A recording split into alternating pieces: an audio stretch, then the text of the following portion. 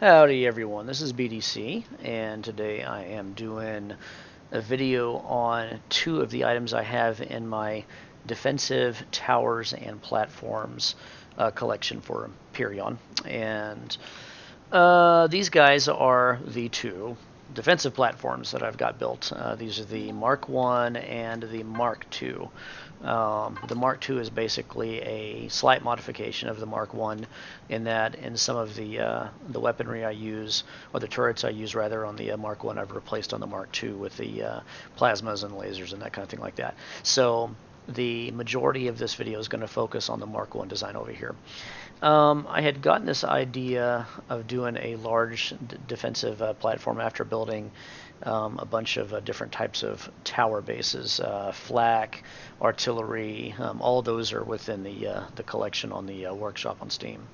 And I thought it'd be really cool just to kind of, go big or go home type thing, and make something that had a bunch of everything on it, and something that would be the ultimate in some kind of a I don't know what you would call it, a base defense, or maybe even defending, if you really have the materials and the time, defending a really important deposit, maybe that you've got a something next to it, a bunch of auto miners or whatever, something that you have to depend on, depending upon the server you're on and everything, and the survival setup and what have you. But anyways, as you can see, this guy is it is littered with turrets. I've got 2 artillery turrets on here, 4 rocket. On this one I've got 4 flak, and 1, 2, 3, 4, 5, 6, 7, 8 cannon turrets.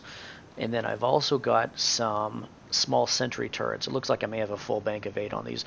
I designed this back in alpha, I think early alpha 8, and left it alone. And I had it on 1 or 2 servers I played on, and then kind of basically haven't touched it.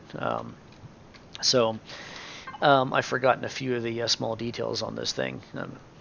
Anywho, going over to the control panel, I've got everything grouped up, so you can depower the artillery turrets, rocket flak, everything else, to save on power consumption if you wish, and that really kind of depends on the survival setup you're playing on, where you have this thing built. If you only need flak and artillery for big hitting stuff, and maybe the cannons for smaller things, but you don't want to, you don't want to deal with the cost of making rockets, and you don't want to, deal with sentry turrets because there's no critters out there for them to kill, so there's no reason for them to be on. Then you can turn some of that stuff off. The other thing that you may have noticed by watching this is that this thing is over-engineered on solar. I think, I know I mixed up large and small solar panels here to fit a particular profile, but I want to say it either has a full complement or it's 1 shy. I think it's 1 shy, so 14 solar panels, and then 2 capacitors, so we got 1600 battery power that we can fill this guy up with once it sits for a little while.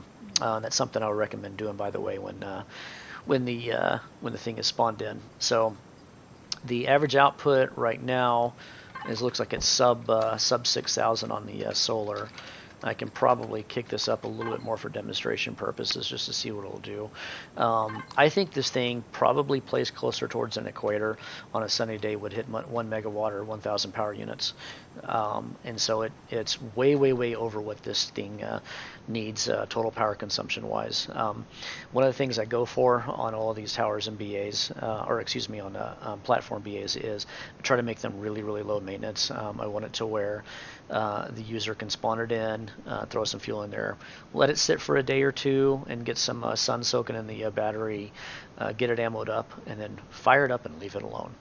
Something where you don't have to constantly go over there and check its power. That's the aim I have for these guys. That's my goal. I'm real big on power efficiency. The other thing I'm big on in building these things is I over-engineer their structures. So I use armored concrete, and a lot of it everywhere. I have the core block and all the other critical core blocks in there, fuel generator, that kind of thing. I have them encased in layers of armored concrete, and I want it to remain that way, because I want these guys to be able to take a whole lot of punishment before somebody manages to get to the core block to destroy it.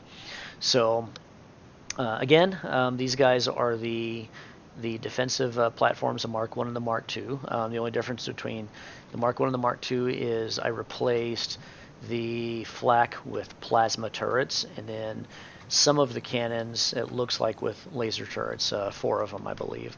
I think there was a maximum limit I ran into on there, and I didn't want to disqualify the blueprint from a regular survival game.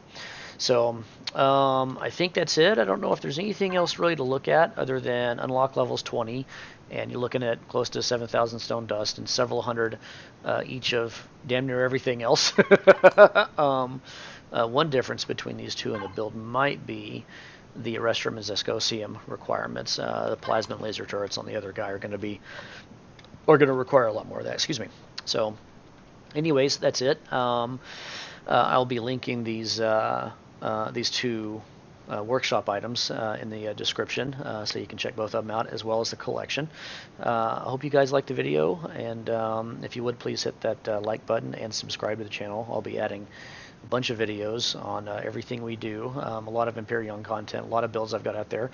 I'll be adding that stuff up all the time, and making play videos with some of the group that I'm with. So hope you guys enjoyed it. Thank you very much for your time, and have a good one.